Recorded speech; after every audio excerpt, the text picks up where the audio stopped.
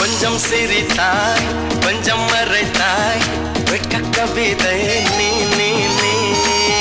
கொஞ்சம் துடித்தாய்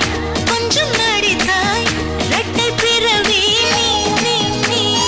அம்மா அம்மம்மா என் தாயோட்டும் பேசாத மௌனத்தை நீயே சொன்னாய் அப்பா அப்பப்பா நான் யாரோடும் பேசாத முத்தத்தை நீயே தந்தாய்